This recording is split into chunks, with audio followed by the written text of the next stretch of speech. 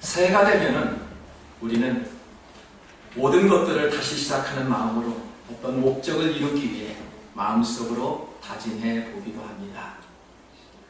신앙이라면 기도의 제목도 또 어떠한 일도 기도의 그런 방향도 우리가 설정하여서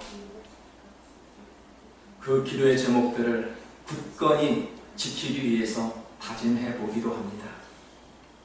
마음의 계획은 우리 사람들이 할 수 있으나 그 길을 인도하시는 분은 하나님이시기 때문에 우리는 그렇게 합니다. 그래서 모든 신앙인들은 새롭게 다짐을 하지요. 누구나 처음에는 그렇게 계획대로 잘 해보려고 합니다. 그러나 작심삼일이라는 말이 있습니다. 우리가 뭔가 해보려고 하지만 계획한 것들을 4일이 지나버리면 순간적으로 잊어버리고 옛날로 다시 돌아가고 만나는 사실이죠. 그래서 우리는 작심삼일 그런 일이 되지 않도록 무산되지 않도록 우리가 마음속으로 굳건히 다짐하는 2월이 아닌가 생각합니다. 우리의 신앙도 보십시오. 처음 세례를 받았을 때 기억하십니까? 어떤 마음으로 받으셨나요? 저는 세례를 받을 때 분명히 기억을 합니다. 세례를 받는 순간 그동안 죄를 지었던 모든 것들이 한순간에 씻어지는 듯한 그런 큰 기쁨을 맛보았습니다. 어떤 이들은 보니까 하나님의 자녀가 되었다는 것을 큰 기쁨으로 생각하며 엉엉 울고 있는 어떤 성도들도 보았습니다. 세월이 흐르자 저희들의 믿음도 자라났지요. 하나님께서 직분도 허락해 주셨습니다. 봉사할 수 있도록 우리 사람들을 세워주기 위해서 어떠한 부족한 자들에게도 봉사의 자리를 허락해 주셨습니다. 저는 찬송가 323장을 굳은 각오로 힘차게 불렀습니다. 부름받아 나서니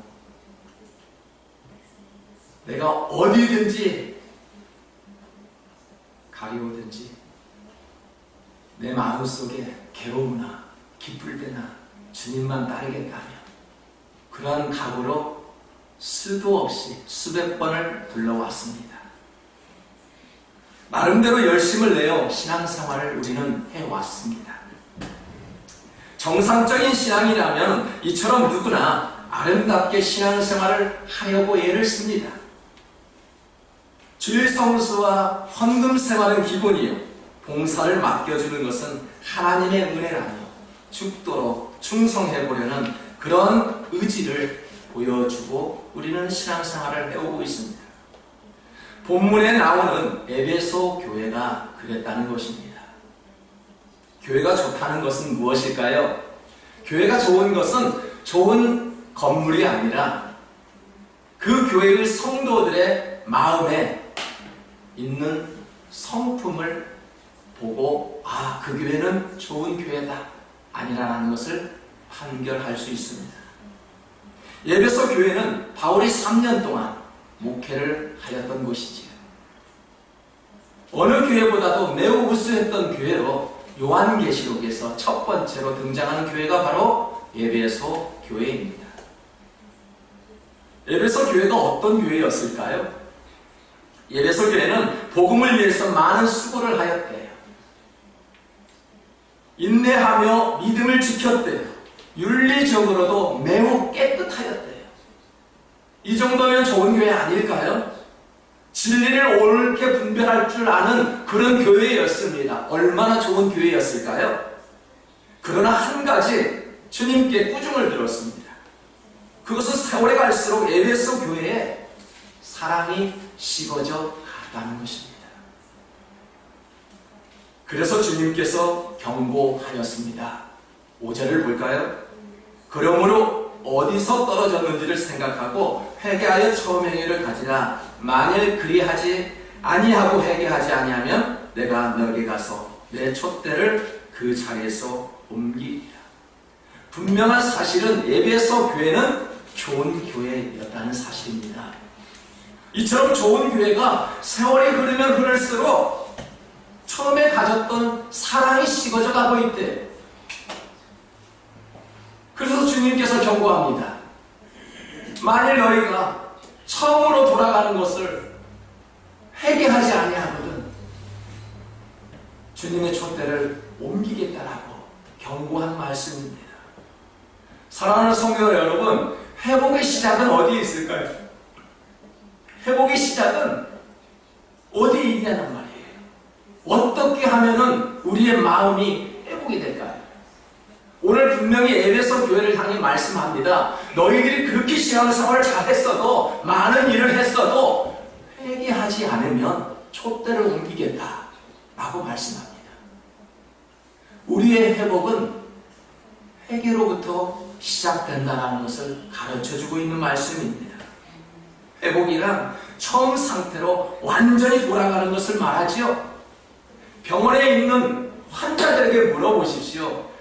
그 환자에게 가장 큰 소망은 무엇이냐고 물어본다면 나는 건강한 상태로 다시 돌아가고 싶다라고 말할 것입니다. 중환자에게 가장 큰 소망은 무엇일까요? 그 중환자는 말을 못하지만 그에게 물어본다면 아마 중환자의 소망은 다시 처음 상태로 회복되는 그런 마음이 아닐까라는 생각을 합니다. 여러분, 중환자에게 가장 무서운 것은 깨어나지 못하여 서서히 죽어가는 것입니다. 그렇지요? 서서히 죽어간다는 것, 아직 우리는 젊어서 느끼지 못하지만은 나를 낳아주신 어머니도 그렇게 서서히 죽어갔습니다. 우리도 시간이 되면 아마 서서히 죽어갈지도 모릅니다. 중환자에게 가장 어려운 것이 있다라면 내가 서서히 죽어간다는 사실을 모르고 있다라는 것이지요. 마찬가지로 우리의 신앙도 마찬가지입니다. 우리의 신앙도 아차하면 서서히 죽어갈 수 있다는 것입니다.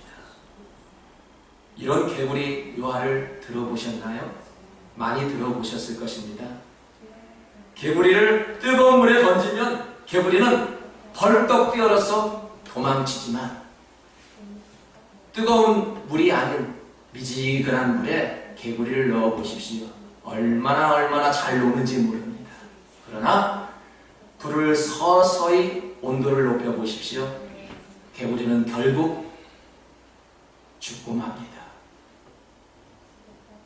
우리가 따뜻한 곳에서 편안한 안연 그런 생활을 하게 되면 우리도 모르게 개구리처럼 죽어갈 수 있다는 것입니다. 그런 삶맞은 개구리처럼 끔찍한 최후를 우리도 맞을 수 있다는 것입니다. 회개는 뜨거운 물 속에 뛰쳐나올 수 있는 어떠한 강력한 힘과 같이 그것이 바로 회개입니다. 하나님께서 회개를 재촉하시는 이유가 무엇일까요? 때가 가까웠다. 천국에 가까웠다. 어서 속히 회개하라. 그렇게 주님은 말씀하셨습니다. 회개는 어려운 것이 아닙니다. 회개란 무엇일까요? 회개란 우리 주님께서 우리 앞에 나타나 우리의 잘못을 묻기 전에 내가 먼저 주님 앞에 구하는 것이 회개입니다. 얼마나 쉬운지 회개는 이렇게 쉬운 것이지요. 누군가가 묻기 전에 내가 잘못했습니다 라고 물을 때 그 사람을 용서할 수 있는 것과 마찬가지죠. 먼저 자신의 실수를 먼저 구할 때 그게 회개가 되는 것이지요. 상대방에서 먼저 물어보십시오. 그럼 그건 회개가 아닙니다. 문책하는 것이지요. 회개는 우리의 입으로만 하는 것이 회개가 아닙니다. 회개한다는 것은 양심의 가책을 받아야 하지요. 그리고 참회할 줄 알아야 되고요. 삶의 현장에서도 우리의 삶의 방향이 변화되는 것까지 요구를 하는 것이 바로 회개입니다. 서기관들과 바리새인들은 가늠한 여인을 붙잡아 예수님 앞에 왔습니다. 왜 그랬을까요? 예수님은 가늠한 여인을 어떻게 하는지 시험해 보기 위해서 예수님께 가늠한 여인을 붙잡아 왔습니다. 예수님이 말씀합니다. 너희 중에 죄 없는 자가 이 여인에게 돌을 던지라 하실 때 그 많은 군중들은 하나하나씩 뒤로 물러나 한 사람도 보이지 않았습니다. 주님 앞에 있는 자는 가늠한 여인 한 사람뿐이었습니다. 주님께서 그 여인에게 뭐라고 말씀하셨을까요? 다시는 그런 죄를 짓지 말라 한 말씀 하셨습니다. 무슨 의미일까요? 우리가 그런 죄를 범하고 있을 때 다시는 우리가 세상에 나가서 그런 행동을 보이지 않아야 된다는 것입니다. 저는 회사를 다닐 때 꿈이 있었습니다. 사장님이 되는 것이 꿈이 있었죠. 신앙생활을 할 때 소망이 있었습니다. 장로가 되어서 교회를 건축하고 싶은 그런 소망이 있었습니다. 신학교에 들어가서는 또 다른 소망이 있었습니다. 목사가 되는 것이었습니다. 목사가 되면 공부를 많이 하는 것보다 기도를 더 많이 해야 되겠다라는 생각을 가졌습니다. 그래서 기도에 열심히 했던 지난 시간이 있었습니다.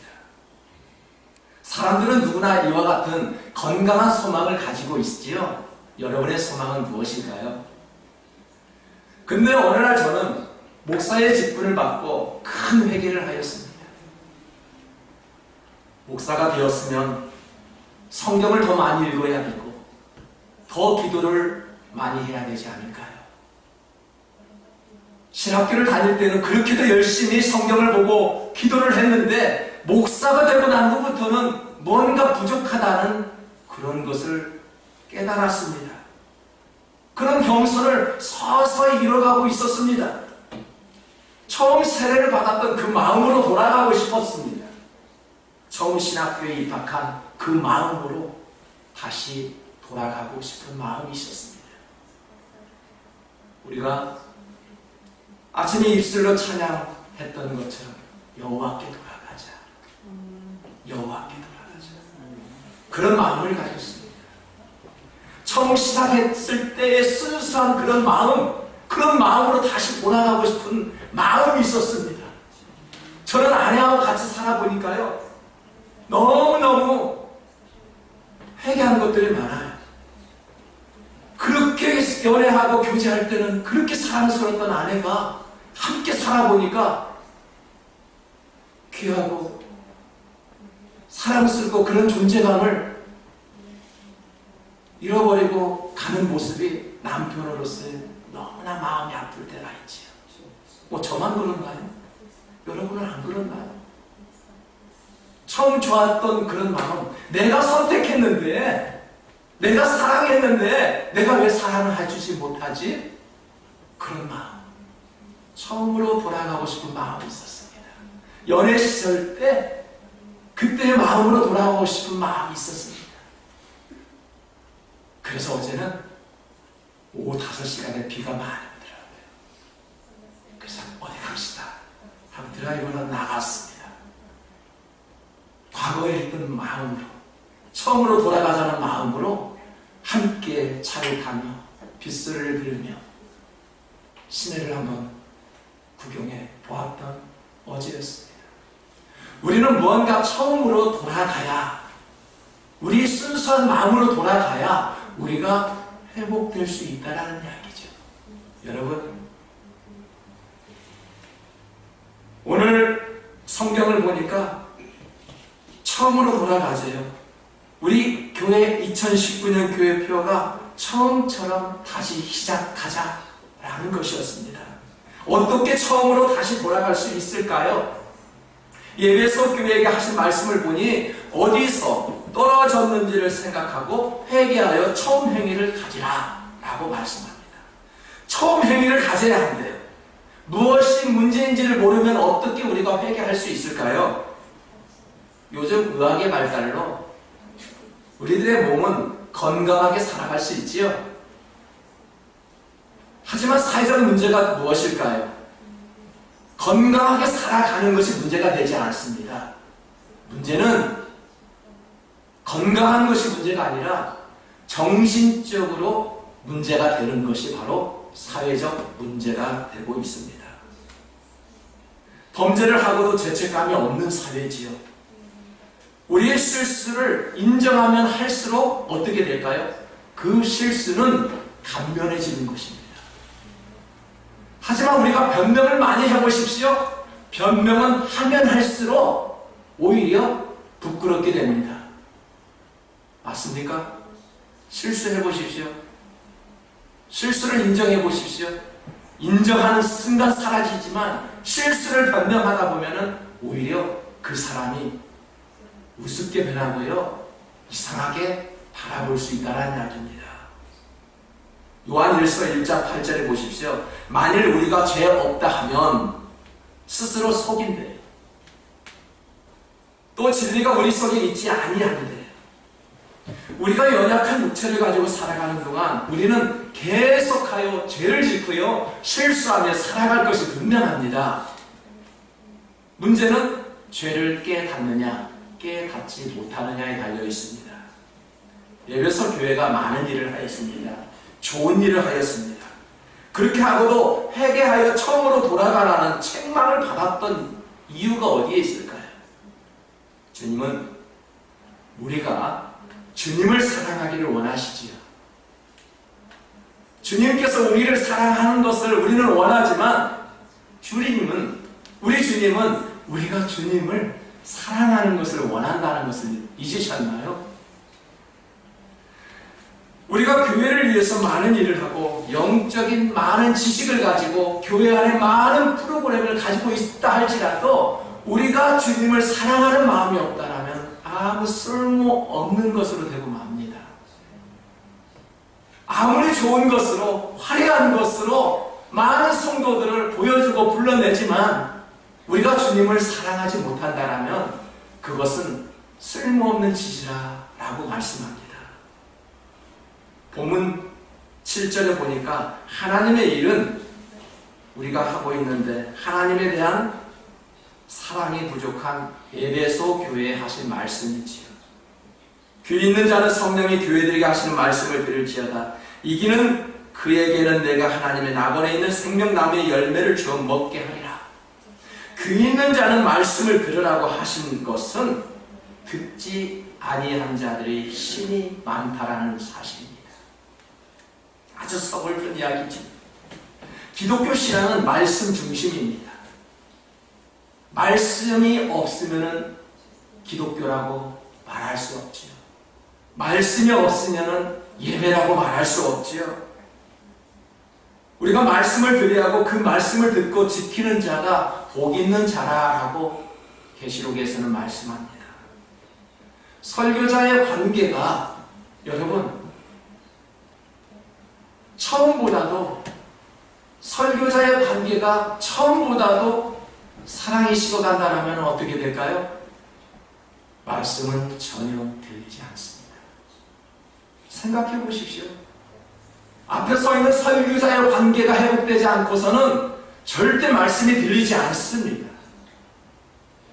처음보다 교회를 사랑하는 마음이 없다면 절대로 말씀이 들어오지 않습니다. 속히 떠나가야 하죠. 더 좋은 말씀을 향해 찾아가야죠. 화려한 교회, 나를 반겨주는 교회, 그런 교회도 많지만 하나님께서는 선한 믿음교회로 보내주셨어요. 어떻게 하면 말씀을 잘 듣고 내가 회복되고 변화가 될까? 그런 마음이 없다라면 절대 말씀이 들려오지 않지요. 교회가 멀어지면 어떻게 될까요? 자동적으로 하나님과 멀어지게 되어 있습니다. 하나님과의 관계가 회복되지 않게 됩니다. 절대 말씀이 들려오지 않지요. 그래서 말씀은 사람의 말로 듣지 아니하고 성령의 말로 들어야 한다라는 말씀을 수도 없이 듣고 우리들은 신앙생활을 해오고 있습니다. 하나님께서 뭐라고 말씀하십니까? 사람의 말로 듣지 아니하고 성령의 말로 들어라. 여러분, 인간의 사람의 말이 아니라 이것은 하나님의 말씀을 전하는 것입니다.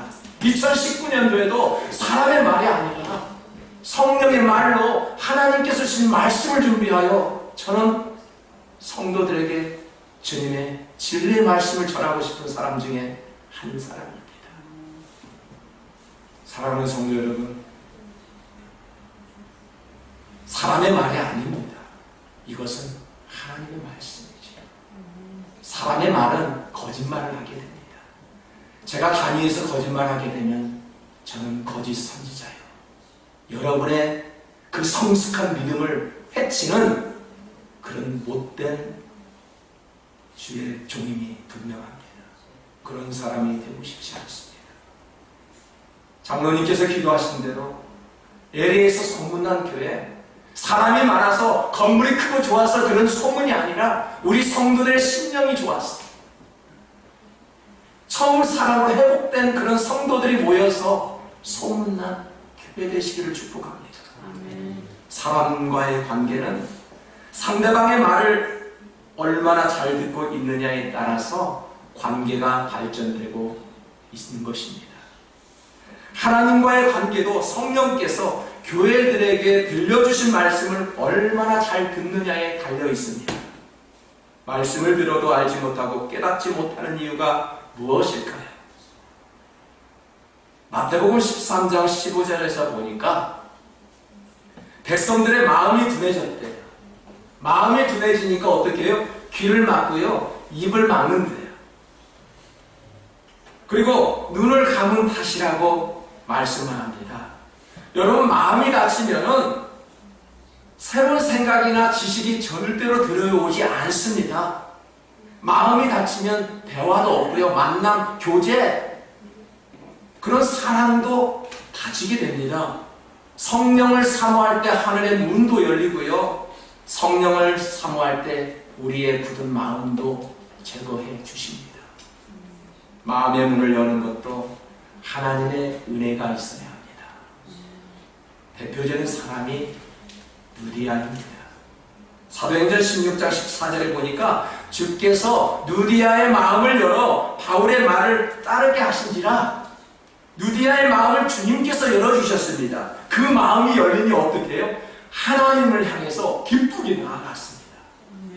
여러분, 이번 한 해도 기쁘게 신앙생활을 하려거든 굳은 마음을 제거해야 합니다. 그 마음을 누가 제거해 준다고요? 하나님께서 하나님의 은혜로 제거해 주십니다. 그러면 여러분의 신앙생활이 즐겁게 되는 것입니다. 신앙생활에 즐거워 보십시오. 먼저 가정에 평화가 옵니다. 하는 일이 범사에 잘 되는 것입니다. 설령 뭔가 부족할지라도 주님의 은혜 때문에 다시 일어날 수 있는 힘이 우리에게 주어지는 것입니다. 그래서 성령을 사모하는 것입니다. 새해 다짐해 볼 것이 무엇보다도 우리 마음속에 정결한 마음을 갖도록 하는 것입니다. 마음이 깨끗해야 하나님 나라를 볼 수 있다라고 하였습니다. 천국은 어린아이의 것이라고 하였습니다. 우리가 어린아이의 마음처럼 순진한 마음으로 다시 돌아가야 합니다. 신랑 되신 예수님을 잘 섬기기 위해 마음이 깨끗한 신부의 모습으로 되돌아가십시다. 처음으로 돌아가 다시 시작하는 마음으로 한 해를 주님의 은혜 가운데 잘 보내요. 하나님께서 세워주신 이 교회를, 그리고 수많은 교회를, 수많은 선교제를 품고 기도하는 성도들 되시기를 주님의 이름으로 축복합니다.